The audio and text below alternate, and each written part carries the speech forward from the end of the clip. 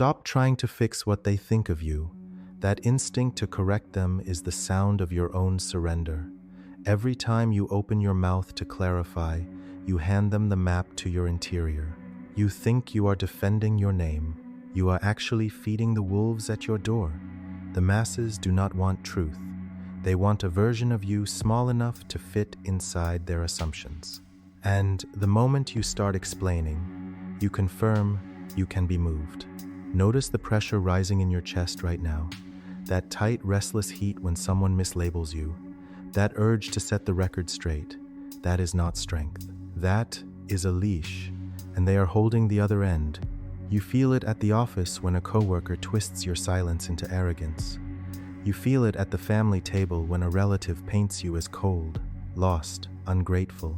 You feel it online when strangers invent a man who does not exist and tag your name to him. And what do? You draft the long message.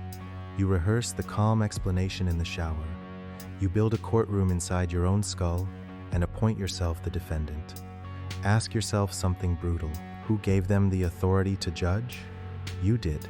The second you started explaining, you crowned them. Every defense is a confession that their opinion outranks your own. The weak negotiate their reputation. The untouchable do not even acknowledge the trial. Now understand the mechanics underneath this. Power, real power, runs on information asymmetry. The one who knows more, while revealing less, controls the room.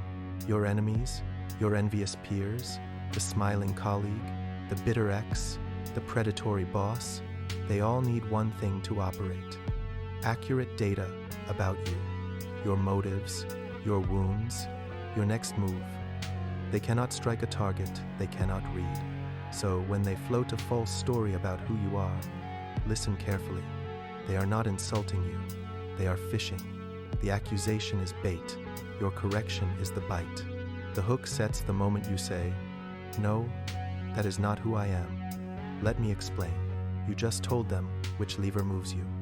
You just revealed where the nerve is buried. A man who explains is a man who can be predicted, and a man who can be predicted is already owned. Now flip the board.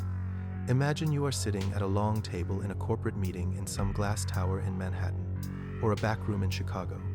It does not matter. A rival across the table plants a clean little lie about your ambition. He says you are reckless. He says you are after the director's chair. Eyes turn to you. Your throat tightens. The old reflex screams, defend, clarify, soften the room. Instead, you do nothing. You let the silence stretch until it becomes furniture. You sip your coffee. You meet his eyes once, flat, unbothered, and you move the conversation forward.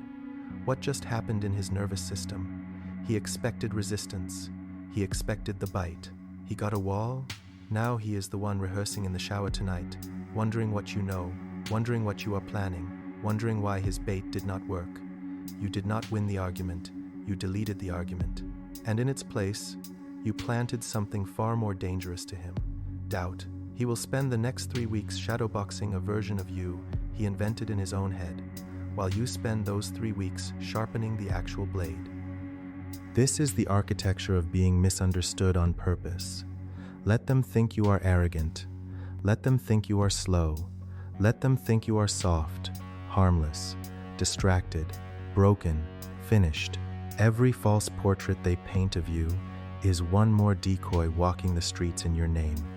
While they aim at the decoy, you move freely. The man they think they know is a scarecrow.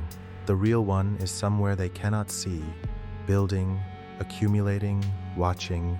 Misunderstanding is not a wound to your image. It is camouflage stitched from their own laziness. They did the work of disguising you for free. Your only job is to refuse to remove the costume. Most people cannot bear this. The hunger to be seen, to be finally understood by mother, by father, by the ex who left, by the friends who doubted. That hunger is the deepest leash a man wears. Cut it. The desire to be understood is a child's desire. The discipline to remain unread is a sovereign's posture. You do not owe the world an accurate file on yourself. You owe yourself an exit from their surveillance. So hear the order clearly. From this moment, you stop correcting. You stop clarifying. You stop performing your innocence for jurors who were never qualified to judge you. When the lie about you arrives, and it will arrive this week, maybe tomorrow, maybe in an email already sitting in your inbox, you will feel the old heat rise. Let it rise, then let it pass. Say nothing, write nothing, post nothing. Let the false story walk the room without you chasing it. Watch what happens to the people who repeat it. Watch how they slowly start to look unsure, then foolish, then small, because a confident lie needs a defensive target to stay alive, and you refuse to be that target. Their narrative will starve in front of them, and they will not even understand why. But know this, the silence you are about to build is only the first wall of the fortress.